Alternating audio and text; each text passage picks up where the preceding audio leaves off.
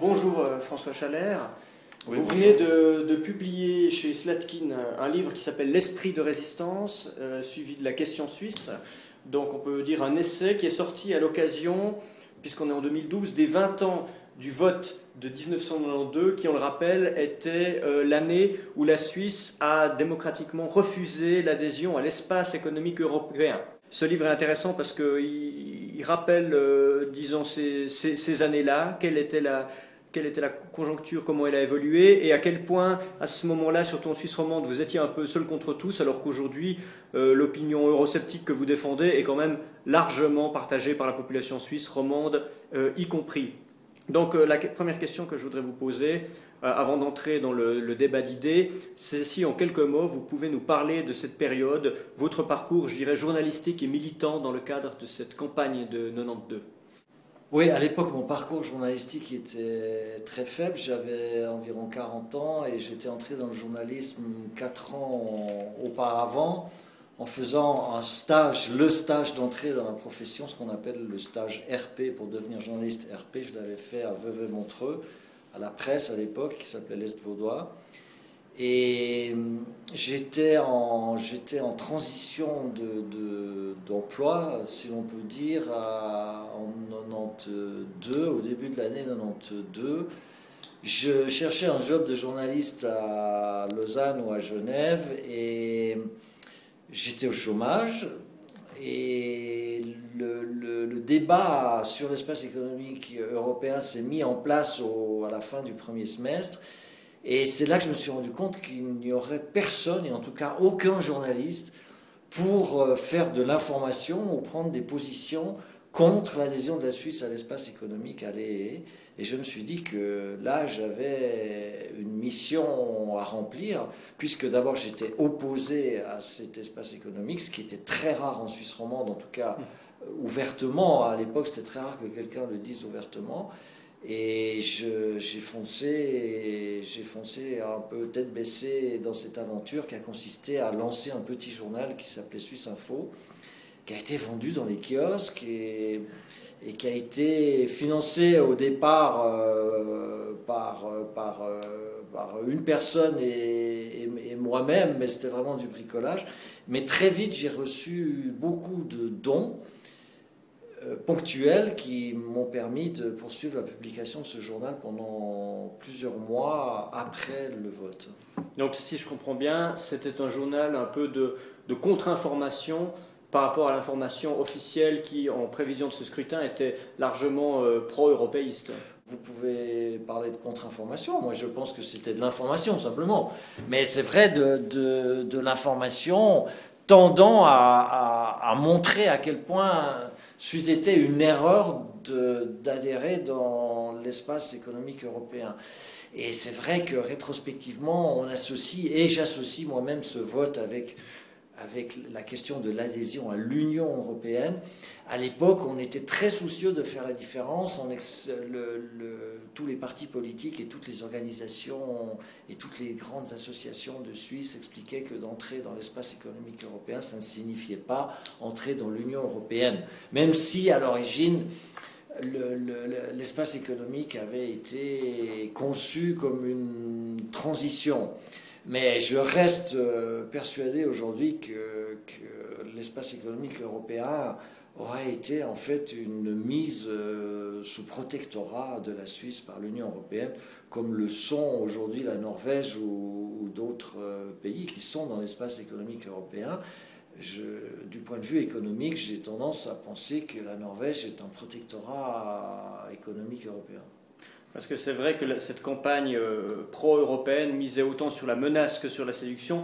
Vous expliquez dans votre livre qu'on menaçait la Suisse de représailles, pas directement, mais en laissant sous-entendre certaines choses si elle ne votait pas pour. On disait que les Suisses seraient exclus des universités et des programmes européens de recherche, que l'économie serait étranglée, que les multinationales partiraient, que l'industrie d'exportation délocaliserait. Ça n'est pas arrivé. Non, c'est pas arrivé. C'est tout le contraire qui s'est produit. Mais à l'époque, je pense qu'on avait une perception du monde qui était d'abord très marquée par la chute du mur de Berlin, c'est-à-dire la fin de la guerre froide. On était dans cette phase assez étrange et assez confuse de la fin de la guerre froide.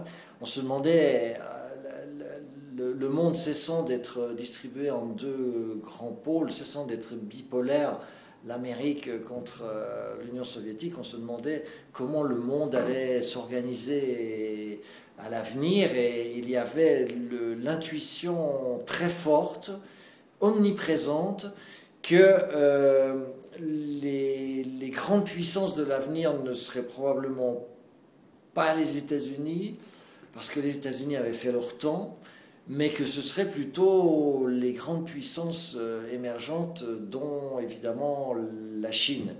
Et ce qui était aussi dominant dans la mentalité européenne et dans le discours politique européen de l'époque, c'est que c'était précisément le moment où l'Europe devait se profiler, devait s'unir pour devenir la grande puissance de substitution de l'Union soviétique et devenir une interlocutrice valable, suffisamment puissante des États-Unis et des futures puissances émergentes. Vous avez parlé des circonstances dans lesquelles vous avez sorti ce journal, et notamment des problèmes financiers que ça pouvait poser. Est-ce que vous avez rencontré des problèmes de type plus politique, c'est-à-dire le fait d'être un petit peu un outsider en Suisse romande? Vous apparaissez sur la place publique comme un petit peu l'original, le pionnier de l'euroscepticisme, voire de l'anti-européisme. Est-ce que c'était pas un petit peu difficile professionnellement et je dirais même humainement? Est-ce que vous avez été intimidé? Oui, j'ai été intimidé, et disons que j'ai subi un climat d'intimidation extrêmement fort à l'époque. C'est-à-dire que d'être eurosceptique, d'être anti-européen dans le sens de anti-adhésionniste, c'est-à-dire ne pas vouloir que la Suisse adhère à l'Union européenne comme tout le monde était en train de le faire, ou l'avait déjà fait, ou était en train de le faire, ou allait le faire à l'époque. Vous parlez d'originalité ou d'esprit de pionnier, c'est pas du tout comme ça que c'était perçu. C'était vraiment perçu comme un avatar du passé, et de défendre des positions... Une forme d'archaïsme. Un archaïsme total, et un manque total de sens de l'histoire. C'était une évidence pour tout le monde que l'Union européenne était l'avenir de la Suisse, et ne pas voir ça, c'était vraiment un aveuglement absolu, et c'était s'accrocher à de vieilles bringues suisseau-centrées. C'était vraiment une mentalité digne des mobards, comme on disait à l'époque, c'est-à-dire les survivants de la mobilisation de 39-45, comme si on était encore en 39-45, mais pas du tout. On était dans un autre monde. Le monde avait changé, nous disait-on tout le temps, le monde avait changé. Donc tous les raisonnements qui étaient jusqu'ici n'étaient plus valables parce que le monde avait changé. Par la suite, ça m'a beaucoup fait penser à ce qu'on a vécu avec la nouvelle économie à la fin des années 1990, début des années 2000, quand on faisait dans l'économie à peu près n'importe quoi et on investissait dans n'importe quel projet foireux. Les porteurs de ces projets foireux vous disaient, mais vous savez, ça vous semble étrange, mais le monde a changé. Le monde a complètement changé. Ce qui était vrai jusqu'ici ne l'est plus aujourd'hui.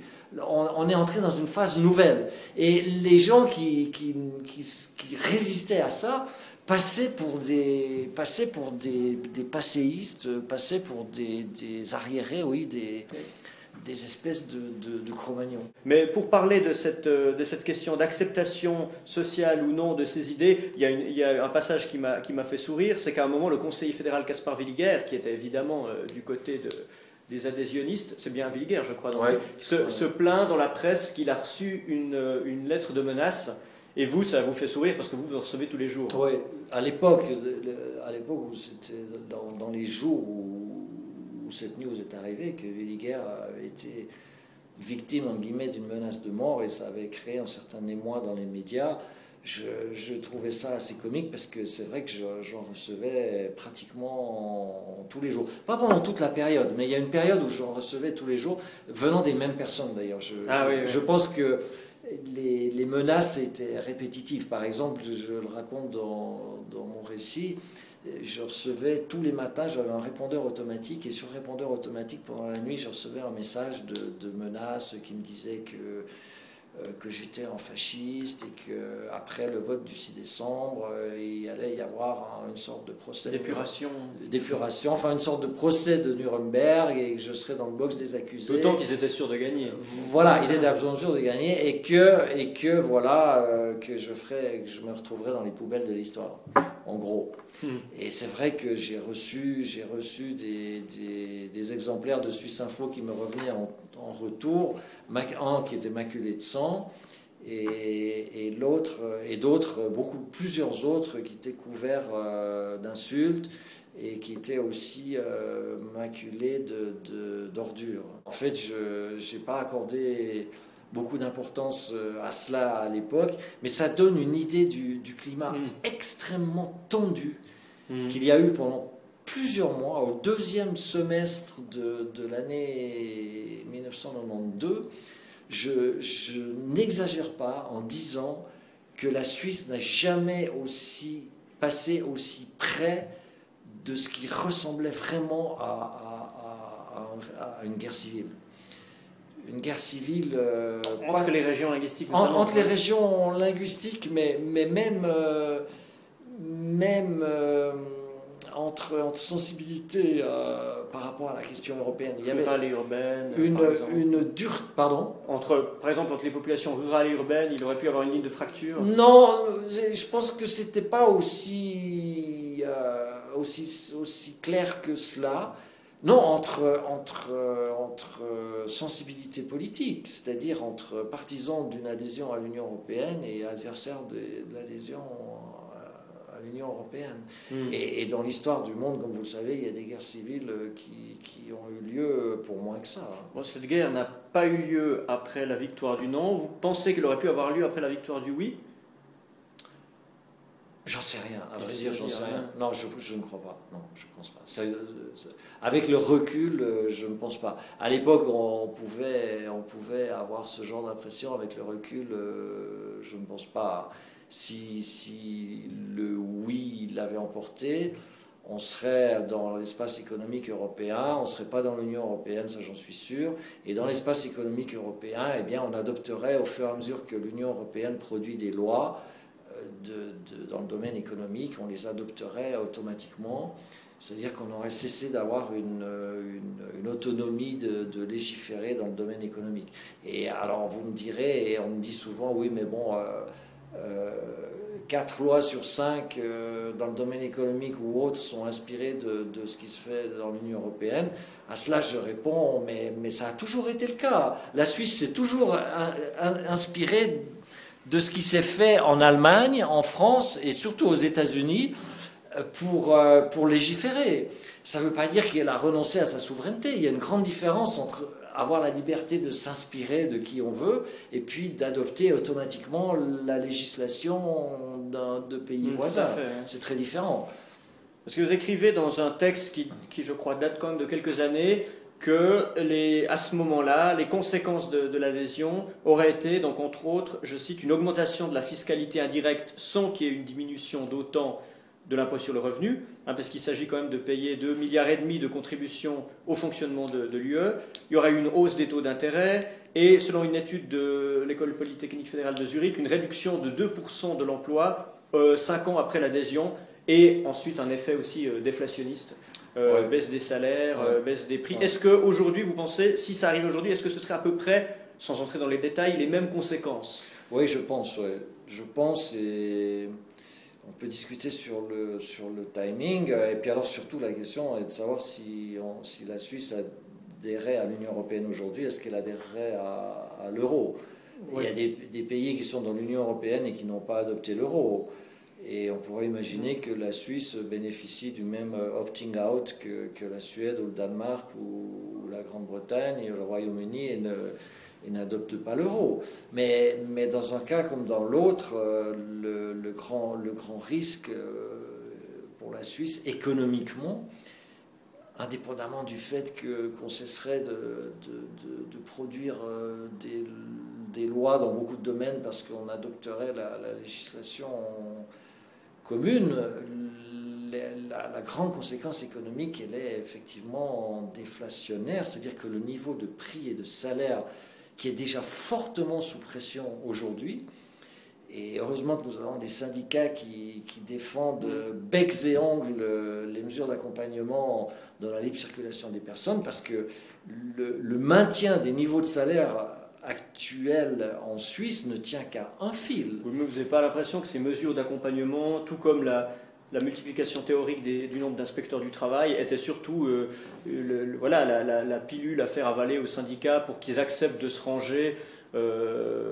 sous le drapeau des partisans de la libre circulation, des accords de Schengen, de la reconduction des différents accords bilatéraux, parce que finalement, quand vous discutez avec beaucoup d'entrepreneurs, ils n'en ont pas vu l'ombre, ces inspecteurs du travail. Oui, ben parce que les inspecteurs du travail qui ont des moyens limités concentrent leurs efforts sur les secteurs à problème. Oui. Et les secteurs à problème, on sait que c'est la restauration et la construction. Donc les inspecteurs du travail sont essentiellement dans ces domaines-là. Et on peut discuter de l'horlogerie. On peut discuter de l'horlogerie avec tous les frontaliers qui sont dans l'horlogerie. Là aussi, il y a des inspecteurs du travail, mais vous pouvez être dans l'économie, dans d'autres secteurs et ne jamais voir un inspecteur du travail parce que vous n'êtes pas dans un secteur, entre guillemets, à risque. Mais ce que je voudrais quand même dire par rapport aux syndicats et à la gauche en général, c'est que les mesures d'accompagnement à la libre circulation des personnes, qui était un des enjeux principaux de ce débat à l'époque, puisque l'espace économique européen impliqué la libre circulation des personnes, les personnes étant considérées comme une simple marchandise qui doit pouvoir circuler librement. Et la gauche n'était pas opposée à cela, en tout cas officiellement. Le Parti socialiste n'était pas opposé à la libre circulation des personnes. Mais aujourd'hui, elle insiste beaucoup sur la contrepartie qui sont les mesures d'accompagnement. À l'époque, le terme n'existait pas. Il n'était pas question de mesures d'accompagnement et il a fallu, comme je l'explique dans le livre, une libéralisation sans condition. Voilà. Et du marché du travail. Et on nous expliquait qu'il n'y avait aucun risque d'une immigration massive d'Européens en Suisse, aucun risque. D'ailleurs, la libre circulation des personnes en Europe a montré, via des études très sérieuses, disait-on à l'époque, je me souviens, un secrétaire d'État à Berne, un directeur de l'Office du travail qui s'appelait Jean-Luc Norman, ne cessait de répéter qu'il y avait des études très sérieuses qui montraient qu'en Europe, depuis l'introduction de la libre circulation des personnes, il n'y avait eu aucune migration, en guillemets, massive. Et j'ai vérifié à l'époque, ces études n'ont jamais existé. Ce qu'on appelle immigration massive, c'est évidemment très subjectif. Plus 80 000 personnes qui immigrent en Suisse depuis 2007, depuis qu'on a la pleine libre circulation des personnes. On peut discuter si c'est une immigration massive ou non. C'est l'équivalent de l'agglomération de Neuchâtel. Pas la ville, l'agglomération. L'agglomération de Neuchâtel, on a une agglomération de Neuchâtel de plus en Suisse chaque année. Avec l'immigration venant de l'Union européenne actuellement, avec des mesures d'accompagnement. Mais il a fallu 7 ans. Il a fallu 7 ans pour que la gauche et les syndicats exigent des mesures d'accompagnement pour accepter la libre circulation des personnes.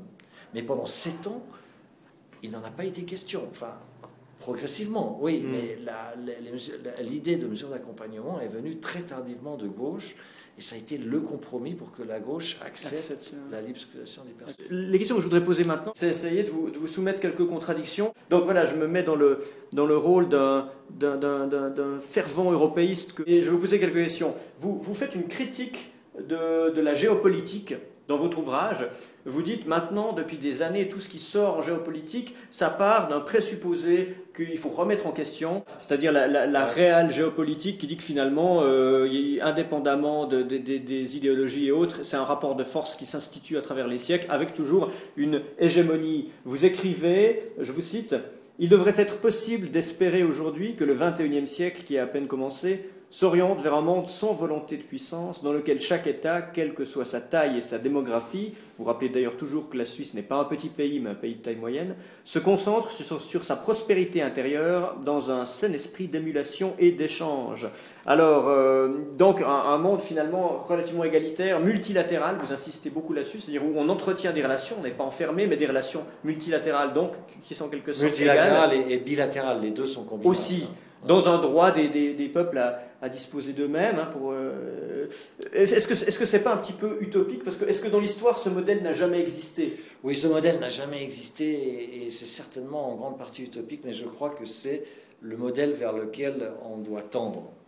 On peut admettre que c'est une finalité sans fin, c'est-à-dire qu'on n'y arrivera jamais, mais on doit tendre vers ce modèle, c'est-à-dire le respect de toutes les nations, l'égalité des nations, et surtout pas la consécration des rapports de force et de la puissance des États. Et ce qui est très frappant, c'est qu'il y a 20 ans, à l'époque de cet espace économique européen, et je trouve que ça n'a pas fondamentalement changé, l'idée qu'un petit État comme la Suisse pouvait résister à la volonté d'un grand ensemble comme l'Union européenne, d'un demi-milliard, aujourd'hui un demi-milliard de résidents, que c'était totalement vain de vouloir y résister, parce que le rapport de force est tellement disproportionné, déséquilibré, que la Suisse n'a aucune chance d'obtenir quoi que ce soit d'un grand ensemble comme l'Union européenne. Donc ça sert à quoi de discuter? Il faut tout de suite dire oui, s'aligner et faire ce que la puissance nous demande de faire. Et je trouve que cette mentalité-là est très très très répandue. Par exemple, sur la question du secret bancaire, toutes ces dernières années, on l'a vu dans les partis politiques, dans certains partis politiques et dans les médias, l'idée qu'il est tout à fait inutile de défendre le secret bancaire, puisque le monde entier, enfin pas le monde entier, mais les grandes puissances, notamment l'Union européenne et les États-Unis, nous demandent de l'abandonner. À quoi ça sert de s'y opposer? Si c'était le Liechtenstein qui nous le demanderait, ben on renverrait le Liechtenstein chez lui. Mais si c'est l'Union européenne et les États-Unis, à quoi ça sert de résister? Disons oui tout de suite et on se rendra sympathique. Oui, vous l'écrivez d'ailleurs, je vous cite, toute la politique étrangère de la Suisse est aujourd'hui orientée vers la conformité, l'alignement, le moralisme. Tout se passe comme si l'objectif était d'alimenter la bonne conscience et le confort intellectuel à l'intérieur du pays. Oui. Mais justement, vous faites toujours en restant dans cette logique d'opposition, vous faites des comparaisons qui sont quand même hasardeuses, je ne sais pas, mais en tout cas fortes. Vous dites que la Suisse s'est construite par opposition, en l'occurrence au Saint-Empire romain germanique. Il y a eu une résistance contre les Habsbourg. Donc en disant ça, vous faites une comparaison avec les pressions qu'ont subies de l'Union européenne. Vous dites que le fédéralisme ou le pseudo-fédéralisme bruxellois ressemble moins à la Suisse qu'à l'Union soviétique, donc qu'il en a le centralisme, qu'il en a l'absence de démocratie, l'absence de transparence. Donc là, quoi qu'on en pense, c'est quand même une condamnation. Et vous allez encore plus loin en disant que la logique de l'Union européenne vous fait penser au Lebensraum hitlérien. Donc quelque part, est-ce que ces comparaisons, aussi illustratives soient-elles, ne sont pas excessives et n'ont pas pour but de diaboliser vos contradicteurs? Mais alors, comparer l'Union européenne au Troisième Reich hitlérien, comme vous dites, je ne le dis pas comme ça. Je pense non, vous citez le mot Lebensraum. Oui, sous certains aspects tout à fait particuliers, il y a des parallèles à faire entre la mentalité Union européenne et la mentalité allemande à l'époque du Troisième Reich. Mais je dis bien sous certains aspects. Et le Lebensraum en étant, c'est-à-dire qu'à l'époque, les Allemands étaient persuadés qu'ils devaient avoir un espace vital autour d'eux pour que leur économie et leur nation puissent se développer de manière harmonieuse, c'est-à-dire on était en pleine époque de colonialisme et l'Allemagne souffrait d'un retard en matière de colonialisme, elle avait l'impression d'étouffer alors que l'Angleterre et la France et même les Pays-Bas et même le Portugal et encore l'Espagne bénéficiaient de grands espaces qui contrôlaient dans le monde. Le Lebensraum, c'était l'idée que la grande nation allemande, avec une progression démographique très spectaculaire à l'époque, avait besoin d'un espace. Et cet espace, elle l'a trouvé dans dans l'Union européenne. Aujourd'hui, on se rend bien compte, ces derniers temps, avec la crise grecque et la crise de l'Europe du Sud, on se rend bien compte que économiquement, l'Union européenne a énormément bénéficié à l'Allemagne. La monnaie unique a énormément bénéficié à l'Allemagne, et beaucoup moins à d'autres pays. Aussi à certains autres pays, ceux qui travaillent directement avec l'Allemagne, dont la Suisse d'ailleurs. Donc de faire la comparaison entre la logique du Lebensraum allemand de l'époque du Troisième Reich et la logique de l'Union européenne, ce n'est ni indécent, ni scandaleux, c'est simplement une évidence. Et s'interdire de faire ce genre de comparaison... Donc l'européisation serait une grande Anschluss, comme à l'époque de l'Autriche. Non, je provoque. Hein. Oui, mais vous avez raison de provoquer. Mais la grande différence, c'est évidemment que l'Union européenne s'est construite avec un esprit tout à fait pacifique. Et en cela, c'est infiniment plus respectable que ce que l'Allemagne a tenté de faire au XXe siècle, à deux reprises. Mais ce que je dis dans ce livre, qui est la première formule, disons, du livre, de l'esprit de résistance, c'est que je continue de penser et d'affirmer d'abord que ce n'est pas l'Allemagne qui est en cause, c'est l'Allemagne et la France. Il y a un tandem franco-allemand. L'Union européenne, c'est l'Allemagne et la France. Rien ne peut se faire dans l'Union européenne sans l'accord de l'Allemagne et de la France. Ils sont l'un et l'autre complémentaires. La France a besoin de la puissance économique allemande et l'Allemagne a besoin de la légitimité démographique et historique de la France. Donc c'est un tandem très complémentaire de ce point de vue-là. Et en fait, l'Allemagne et la France, avec l'Union européenne, ont réussi à faire pacifiquement ce que l'Allemagne et la France individuellement n'ont pas réussi à faire pendant 200 ans, individuellement et par la force. Même les gens peu politisés, ce qui pourrait les faire pencher en faveur de l'Union européenne, c'est le fait qu'après des siècles de guerre, dont deux particulièrement meurtrières, qui impliquaient notamment la France et l'Allemagne comme grandes entités antagonistes, est-ce que ce n'est pas une grande victoire de la paix que ce projet européen? Est-ce que finalement ce n'est pas la meilleure garantie contre un retour d'une guerre de ce genre sur le continent? Non, absolument pas. D'abord, je pense que de dire ce qu'on entend tout le temps et de répéter ce qu'on entend tout le temps, c'est-à-dire que l'Union européenne, depuis qu'elle existe, c'est-à-dire depuis les années 50, sous forme de communauté économique au départ, et aujourd'hui sous forme de confédération politique, entre guillemets, que cette réalisation politique d'ensemble est ce qui explique que l'Europe traverse la plus grande période, la plus longue période de paix qu'elle ait jamais connue, bientôt 70 ans de paix non-stop, et que sans l'Union européenne, ça n'aurait pas été possible, et ça ne se serait pas passé. Je m'inscris en faux absolument contre cette affirmation, et j'affirme même que c'est une immense escroquerie intellectuelle, et que c'est en fait l'argument ultime sur lequel s'est appuyée toute la construction de l'Union européenne.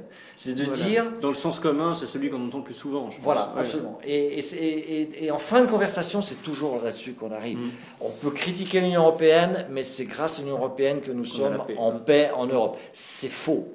S'il n'y avait pas eu d'Union européenne, je suis absolument convaincu, et je pourrais en parler des heures pour le démontrer, qu'il existait la possibilité, et que c'est ce qui se serait produit, l'Europe serait en paix comme aujourd'hui.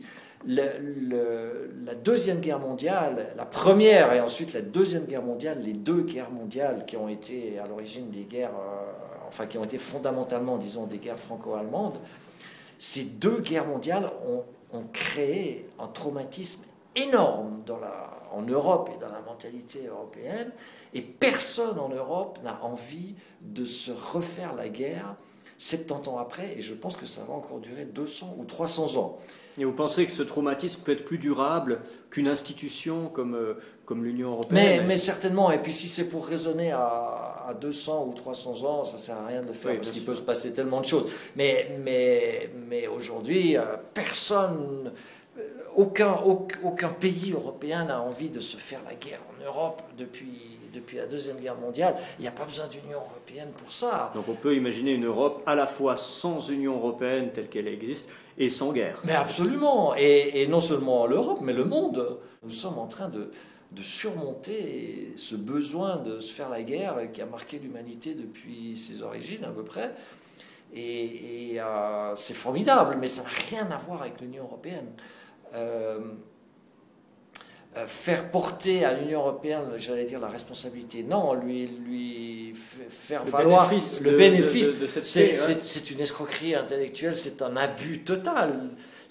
Et historiquement, ça ne tient absolument pas la route. Et c'est incroyable que pendant des décennies, toute la construction européenne est reposée sur cet argument-là. Voilà, qui est un argument très fort, c'est vrai, enfin, un argument séducteur. En tout cas, mais oui, et qui est toujours présenté comme une évidence, et surtout qui est extrêmement culpabilisant. C'est-à-dire que et ça, je l'ai vécu. Un fauteur de guerre. Voilà, c'est ça, voilà. Ça.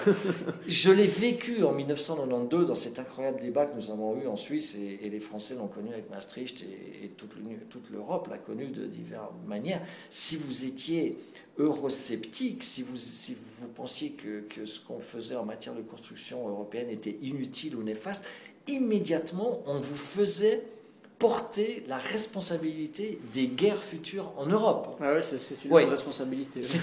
Et en fait, l'Union européenne s'est construite sur cette culpabilisation-là. Ce que j'ai envie de vous dire, c'est que finalement, il y a beaucoup de choses qui nous déplaisent à nous en tant que Suisses dans le fonctionnement de l'Union européenne, mais l'Union européenne nous fait parfois des compliments sur notre système, donc elle ne s'en désintéresse pas. Est-ce que le meilleur moyen de la changer, ce n'est pas la méthode de l'entrisme, c'est-à-dire d'adhérer pour changer le système de l'intérieur selon notre expérience historique de Suisse. Oui, c'est ce que par rapport à la démocratie, par exemple. C'est ce que les Européens nous disent tout le temps pour qu'on entre dans l'Union européenne. Ils nous disent toujours, mais vous êtes une Europe en petit, vous êtes une Europe miniature, vous avez une longue expérience de ce qu'on essaye de faire en matière de démocratie, surtout en matière de fédéralisme. Venez dans l'Europe et nous aurons beaucoup à apprendre de vous. Et ce que je réponds à ça, c'est que je pense que le meilleur moyen de neutraliser la Suisse pour les Européens, c'est de l'intégrer à l'Union européenne.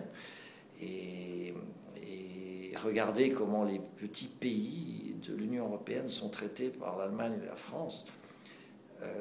Et d'autres grands pays autour d'eux quand ils se comportent mal. Regardez comme l'Autriche s'est fait tancer à plusieurs reprises. Regardez comme la Grèce est un protectorat de l'Allemagne. On l'a vu, on le voit depuis une année. La Grèce est traitée comme un pays de seconde zone. En étant en dehors de l'Union européenne, il y a quand même le respect des États vis-à-vis des autres, et je pense qu'on est beaucoup plus tranquille dans le sens qu'on a bien plus de garanties en restant un État relativement indépendant, plutôt que de renoncer à cette indépendance relative pour adhérer à l'Union européenne et renoncer en fait à une grande partie de sa souveraineté, à sa souveraineté en fait. Quoi qu'il en soit, je ne comprends toujours pas comment et pourquoi la Suisse, vis-à-vis de l'Union européenne, a renoncé au contrôle de sa politique migratoire. Je ne comprends pas ça. Pour moi, c'est une aberration. Je ne comprends pas pourquoi on a accepté ça. Pourquoi l'Union européenne tient tellement à ce que la Suisse ouvre son marché du travail. Et pourquoi la Suisse finalement l'ouvre en disant que c'est le meilleur moyen pour que les Suisses qui veulent travailler en Europe puissent obtenir des permis de travail. C'est juste, mais la proportion est totalement déséquilibré. Vous avez beaucoup plus d'Européens qui viennent travailler en Suisse que de Suisses qui vont travailler en Europe. Donc tant que cet équilibre-là n'est pas rétabli, je ne comprends pas comment l'Union européenne arrive à avoir des exigences vis-à-vis de la Suisse en matière de libre circulation des personnes. Je n'arrive pas à comprendre ça. L'Union européenne, devrait normalement, avant qu'il y ait eu la libre circulation des personnes, elle aurait dû admettre qu'elle devait ouvrir, elle, son marché du travail aux Suisses, puisqu'il y avait déjà beaucoup plus d'Européens en Suisse que de Suisses qui travaillent dans l'Union européenne. Donc, il me semble que l'Union européenne aurait dû dire, dans un premier temps, oui, nous ouvrons notre marché du travail aux Suisses et ensuite discutons pour voir dans quelles conditions les Suisses pourraient l'ouvrir encore davantage aux Européens. Mais ce n'est pas du tout comme ça que ça s'est passé. Ce qui s'est passé, c'est que la Suisse a subi des pressions incroyables pendant des années de l'Union européenne pour qu'elle ouvre son marché du travail et qu'elle a fini par le faire. Et encore une fois, elle en a bénéficié. Donc ce n'est pas le résultat que je remets en cause, c'est la manière dont ça s'est fait, et surtout le fait que la Suisse a renoncé à sa politique migratoire. Elle est, du point de vue des migrations, elle est devenue un protectorat européen. C'est-à-dire que c'est l'Union européenne qui décide ce qu'il en est en matière de migration en Suisse. Oui, je constate que c'est assez difficile face à vous de défendre la cause de l'Union européenne. Donc je suis vraiment obligé de plonger dans la mauvaise foi la plus profonde pour essayer de vous contredire. On se souvient en 92, bon, ça a évolué depuis peut-être en termes de communication, mais on nous disait quand même que les eurosceptiques, bon déjà, normalement il fallait qu'ils soient suisses-allemands, si possible appenzellois, campagnards, anciens mobards, vieux, peu éduqués, bouffeurs de saucisses. Vous êtes un esprit libéral, vous êtes diplômé, lettré, vous êtes rédacteur en chef à la GFI, vous ne correspondez pas du tout à cette image-là. Oui, à l'époque déjà, je correspondais assez peu à cette image-là. Et... Vous voulez dire qu'on nous aurait menti sur le profil type de l'eurosceptique? Non, je ne crois pas, non, je ne crois pas. Vous savez, j'ai une grande... je ne sais pas si ça vient de mon éducation, et si ce n'est pas mon éducation, je ne vois pas très bien d'où ça peut venir, mais j'ai une grande confiance dans les gens et dans l'opinion publique et dans le peuple. On sait que l'opinion publique est capable de dérailler et de délirer à tout moment, mais sur le long terme, je fais plus confiance à l'opinion publique, au public en général, au peuple, pour utiliser ce terme très connoté. Je lui fais plus confiance en matière de bon sens et de vision qu'aux intellectuels et aux gens cultivés. Comme George Orwell, un peu. Voilà, qui sont à mon avis beaucoup plus influençables. On peut dire que vous êtes un populiste, ou ouais. Ça vous dérange? Non, ça ne me dérange pas. Non, ça ne me dérange pas. Un populiste, dans le bon sens du terme, c'est-à-dire que je fais confiance au peuple. D'autant que vous avez quelques passages intéressants, vous dites qu'aujourd'hui, une des caractéristiques de la plupart des néopopulismes européens, c'est d'être hyper démocratique. Donc c'est d'être vraiment du côté de l'expression populaire, ce qui n'a pas forcément toujours été le cas, mais aujourd'hui ça semble être la dominante. Oui, tout à fait. Et dans l'histoire, dans l'histoire du populisme, parce qu'on a rangé sous ce terme populiste dont l'origine est russe ou américaine, russe ou californienne. Les deux, mais je ne sais pas lequel est le premier. Oui, il y a plusieurs origines, mais ce terme a toute une histoire, une connotation qui a passé par toutes sortes de phases, et c'est vrai que nous sommes encore très influencés par l'épisode, par les populismes autoritaires, c'est-à-dire ceux qui au nom du peuple, ont nié la démocratie, dont le modèle le plus effrayant était... C'est une contradiction en soi, voilà, réfléchi, tout à fait, et dont le modèle le plus effrayant est évidemment l'Allemagne nationale socialiste, et qui a été un populisme. Ça a été une négation de la démocratie pour éviter le communisme. Ça a été une tragédie intellectuelle terrible. Je pense fondamentalement, j'espère que je ne serai pas mal interprété, mais je pense fondamentalement que l'intention au départ était bonne et que malheureusement ça a complètement et très vite complètement déraillé. Mais en fait, ça a été une tentative de troisième voie entre l'ultralibéralisme de l'époque, qui était beaucoup plus dur et beaucoup plus libéral que le néolibéralisme aujourd'hui qu'on critique tellement, alors ça je vous assure, et puis le socialisme, c'est-à-dire le socialisme communiste, le socialisme de l'Union soviétique. C'était une tentative de troisième voie entre les deux, qui avait un caractère populiste et qui a tout de suite déraillé et dont on sait qu'il a très très très mal tourné. Donc évidemment, dire que l'on est populiste aujourd'hui, c'est devoir endosser ces connotations historiques terribles, de la même manière que les socialistes peuvent très bien endosser le fait que l'Union soviétique, c'était une union des républiques socialistes soviétiques, et puis que dans national-socialisme, il y a socialisme. On peut très bien vivre avec ces héritages connotatifs-là. Donc moi, ça ne me dérange pas de dire que je suis populiste.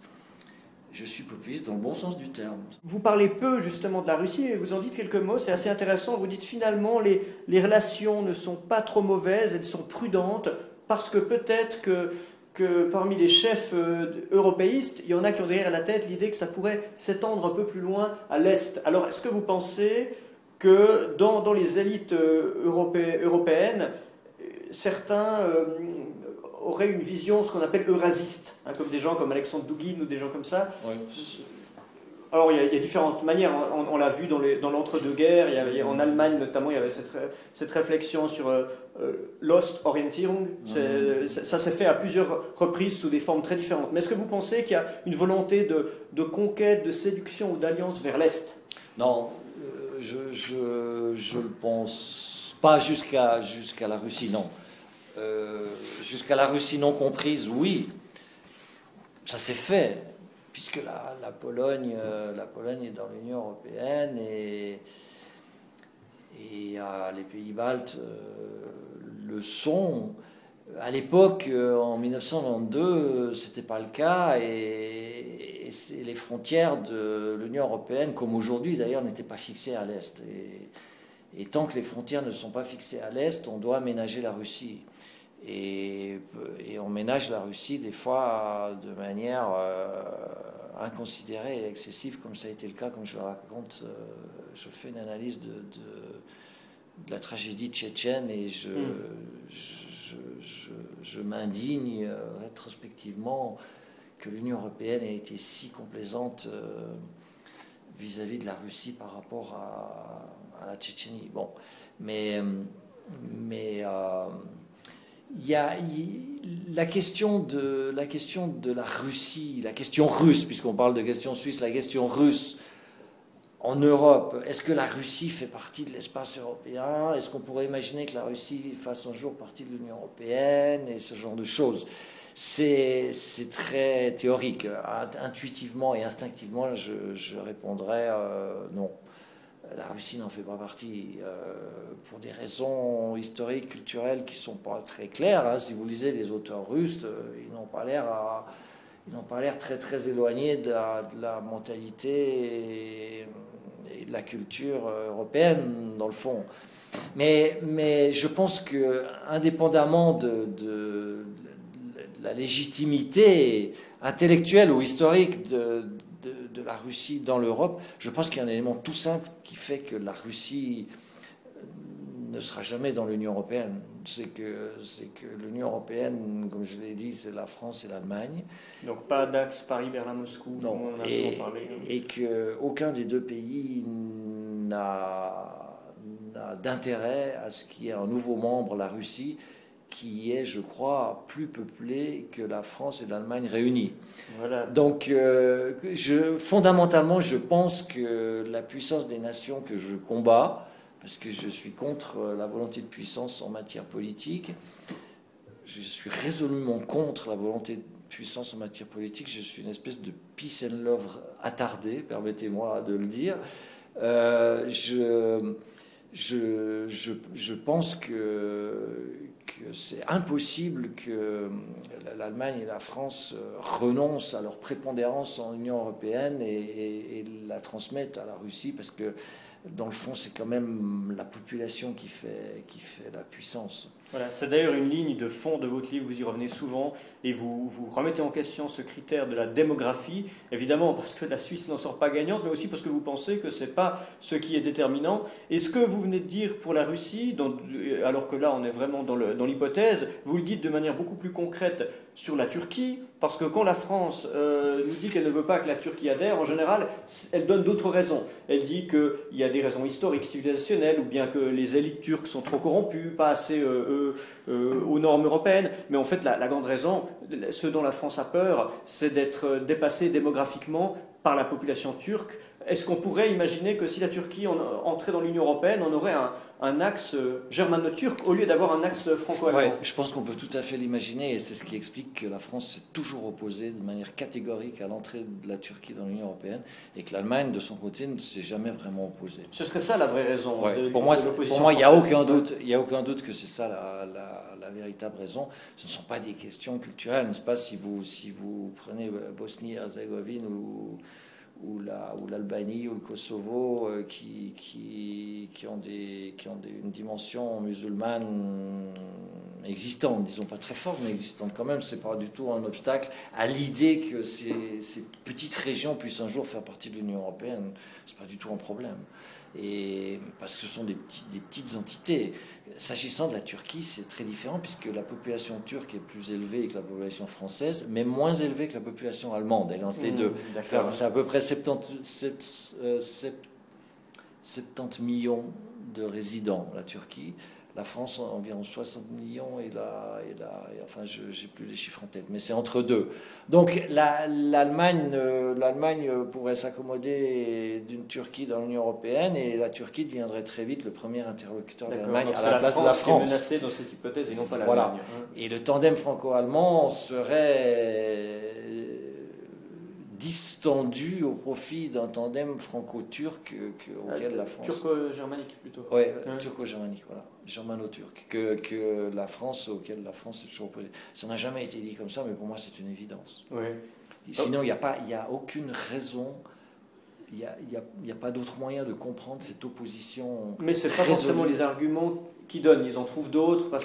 Évidemment, parce qu'il y a un bon, problème. Cela dit, la question de l'appartenance de la Turquie à l'Union européenne ne se pose plus. Les Turcs ont complètement abandonné cette idée. Vous faites une distinction intéressante dans votre livre entre deux principes, c'est l'intangibilité des frontières d'un côté et la libre détermination des peuples. Alors, apprendre le terme dans la rigueur de l'acceptation, dans une première lecture, on dit voilà deux choses intéressantes, deux bonnes choses. Mais effectivement, il y a une opposition quand cette libre détermination fait fi des frontières historiques ou non du droit du plus fort. On a parlé de l'Anschluss avant, de choses comme ça. Donc on peut se livrer à un petit exercice d'Uchronie au sujet de l'Allemagne.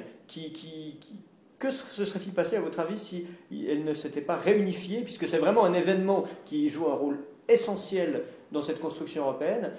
À quoi ressemblerait l'Union européenne, imaginons, si on avait toujours deux Allemagnes? Elle ressemblerait à ce qu'elle est aujourd'hui. L'Allemagne de l'Ouest serait toujours le premier État de l'Union européenne. Elle serait suffisamment peuplée, j'en sais rien du tout. Oui, ça resterait le premier. Avant la réunification allemande, l'Allemagne de l'Ouest était le premier État de l'Europe. Le deuxième étant la France. J'étais très étonné à l'époque que les intellectuels qu'on entendait, qui ont toujours été antinationalistes et qui ont toujours qui étaient opposés à la force des nations et à la force à la logique des nations, trouvent normal et naturel que l'Allemagne se réunifie. L'Allemagne, c'était deux États distincts, et je pense qu'il aurait été tout à fait compréhensible et même raisonnable de les laisser distincts. L'Allemagne de l'Est devenant comme la Tchéquie, qui était Tchécoslovaquie à l'époque, un État démocratique comme les autres, entretenant avec l'Allemagne de l'Ouest certainement des relations beaucoup plus étroites que n'importe quel autre pays dans l'Union européenne, mais ces deux États auraient pu se développer en parallèle jusqu'à aujourd'hui, et l'Allemagne orientale aurait procédé à un rattrapage économique, avec peut-être même l'aide de l'Allemagne de l'Ouest, mais sans qu'il y ait une réunification allemande.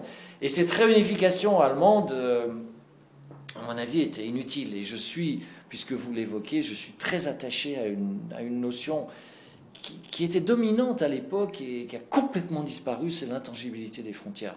Je pense que c'est un danger permanent de remettre en cause les frontières pour des raisons historiques. Voilà, il y a des exemples africains, il y a des exemples terribles. Terrible. Donc vous n'avez pas... Et on n'en finit jamais. On n'en finit jamais. Prenez un exemple aujourd'hui sur un cas tout à fait symptomatique et symbolique, les Falklands, les Malouines.